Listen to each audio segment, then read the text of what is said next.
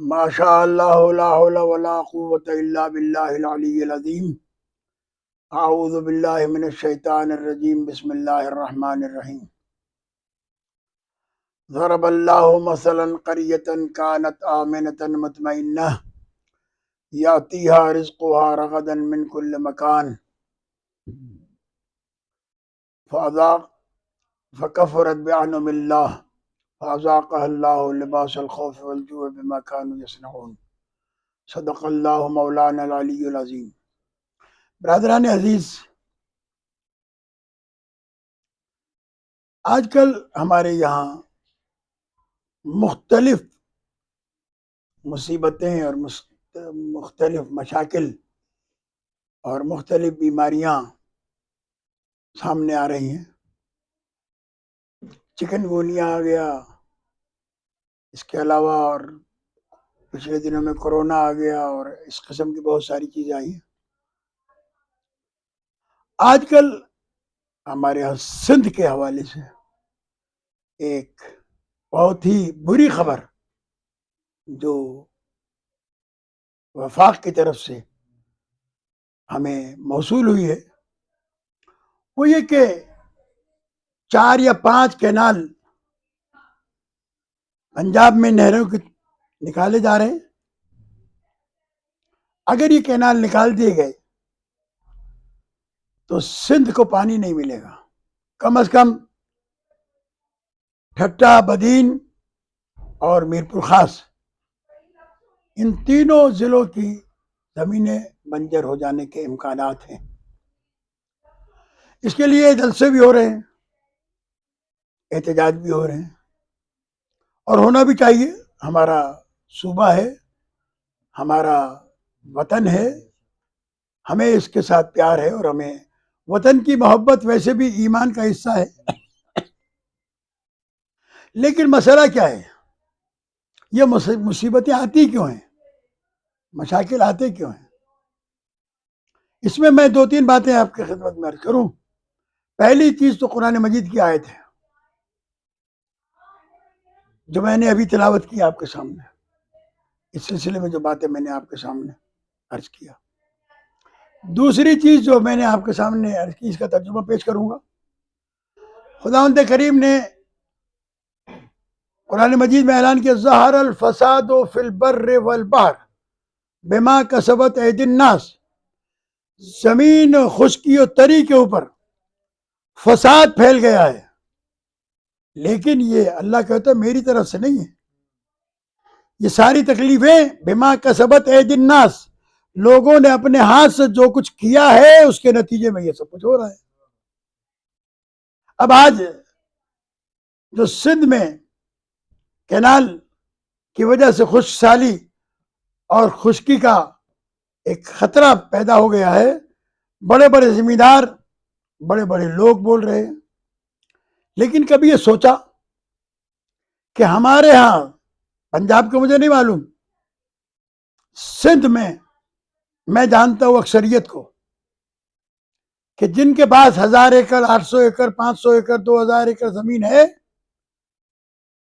ان کے پڑوس میں اگر کسی غریب کے پاس 10، 20، 50 ایکڑ زمین ہے، 100 ایکڑ زمین بھی ہے، تو وہ اس کا پانی روک لیتے، پانی نہیں دیتے، اور 10-20 ایکڑ والے کو تو بالکل نہیں دیتے۔ ان کی زمینیں خشک ہو جاتی ہیں، یا پھر یہ وڈیرے لوگ، یہ بڑے لوگ ان سے زمین مقادے پہ لے لیتے ہیں، ٹھیکے پہ لے لیتے ہیں، اور وہ ٹکے پیسے میں ان کو دیتے ہیں۔ آخر وہ بھی تو انسان ہیں، وہ بھی تو دکھی ہیں۔ جب ہم انہیں دکھی کرتے ہیں تو اس وقت ہمیں احساس نہیں ہوتا، اور پھر ہماری طاقت اتنی ہے کہ ہمارے سامنے کوئی غریب احتجاج بھی نہیں کر سکتا بیچارہ۔ عدالت میں جائے تو عدالت میں نہیں جا سکتا ہے، قانون کی بات کرے تو قانون کی بات نہیں کر سکتا ہے۔ لہذا یہ اللہ کا قانون ہے، وہ ایک وقت تک دیکھتا ہے جب بندے گناہ کرنے سے توبہ کرنے پر تیار نہیں ہوتے تو پھر وہ ان کے رستے کو روکنے کی کوشش کرتا ہے، اور جب وہ روکنا چاہتا ہے تو یقیناً پھر اس کے روکنے کو کوئی روک نہیں سکتا۔ میں آج سے تقریباً 30-35 سال پہلے کی بات ہے، رشیا میں بہت زلزلے آتے تھے، ارتھ کوئک. ان زلزلوں کی وجہ سے عمارتیں گرتی تھی، نقصان ہوتا تھا. رشیا لوگوں نے وہاں ارتھ کوئک بلڈنگیں بنائی، جیسے ارتھ پروف بلڈنگیں بنائی. یہ جو زلزلہ پروف بلڈنگیں بنی، وہ یہ سمجھ رہے تھے کہ اب یہ زلزلہ پروف بلڈنگیں بنانے کے بعد ہم محفوظ ہو گئے. پھر وہاں پر وہ زلزلے آئے کہ زمین پھٹی اور پوری کی پوری بلڈنگ زمین کے اندر اتر گئی. زمین کا مالک تو اللہ ہے نا، زمین کا خالق تو اللہ ہے. تو تم مالک سے جھگڑا کر کے کتنی بھی تدبیریں کر لو، یہ ہمارے احتجاج، یہ ہمارے دھرنے کسی کام نہیں آئیں گے. اگر چاہتے ہو کہ سندھ پر یہ ظلم نہ ہو تو کل سے وڈیرے، چودھری، نواب اپنے قریب کے غریب ذمہ داروں کی زمینوں کو پانی مہیا کریں. انشاءاللہ العزیز اللہ تبارک و تعالیٰ اس عذاب کو ٹال دے گا اور آپ کے اوپر سے یہ عذاب ٹل جائے گا. ورنہ قرآن مجید کی آیت ہے کہ اللہ ایک ضرب اللہ مثلا قریۃ کانت آمنۃ مطمئنہ، ایک ایسی بستی کی مثال پیش کرتا ہے جس بستی کے اندر امن بھی تھا اور اطمینان بھی تھا. یاتی رزق رغدا من کل مکان، ہر طرف سے اس بستی کا رزق آ رہا تھا.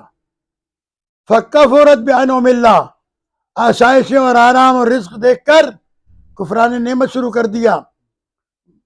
غریب رشتہ داروں کو امیر رشتہ داروں نے بھلا دیا، صلہ رحمی قطع رحمی میں بدل گئی، بینکیں بھر گئی اور ضرورت مند لوگ محتاج اور مجبور بھیک مانگنے پر مجبور ہوئے. سرور کائنات صلی اللہ علیہ وآلہ وسلم کی حدیث ہے کہ جب امیر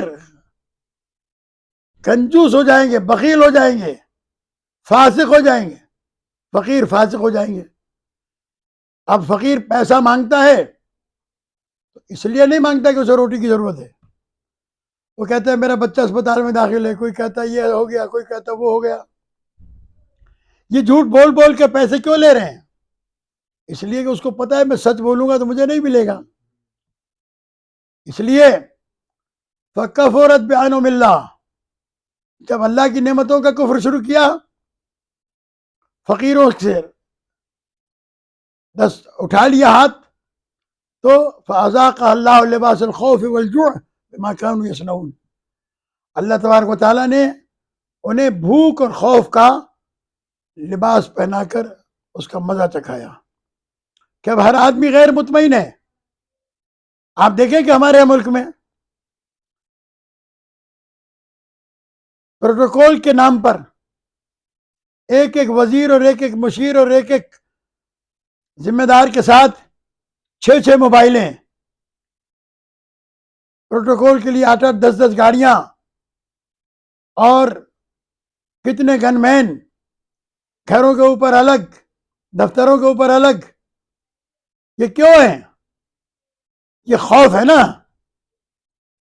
اس لیے ورنہ آپ چلے جائیں امریکہ، آسٹریلیا، لندن، سویڈن، میں خود دیکھ کے آیا ہوں کہ وہاں کے منسٹر گاڑی خود چلا کے لاتے ہیں، خود چلا کے لے جاتے ہیں، پیٹرول پمپ سے پیٹرول خود ڈلواتے ہیں، سبزی کی دکان سے سبزی خود خریدتے ہیں.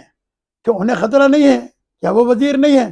نہیں، چونکہ وہ ہیں تو غیر مسلم لیکن وہ اپنی عوام کے حقوق کو ادا کرتے ہیں، اس لیے انہیں خوف نہیں ہے کہ ہمیں کوئی مار دے گا. وہ فرعونیت والی زندگی نہیں گزارتے. آپ یہ ہمارے یہاں اس پروٹوکول کا مطلب یہ ہے کہ یہ سارے ڈرپوک ہیں، اور ڈرپوک کون ہوتا ہے؟ ظالم. ظالم ہمیشہ بزدل ہوتا ہے، ظلم کرنے والا ہمیشہ بزدل ہوتا ہے. لہذا ہم احتجاج کرتے ہیں کہ یہ کینالز نہیں بننے چاہیے، یہ ظلم ہے، اس کے نتائج خراب نکلیں گے.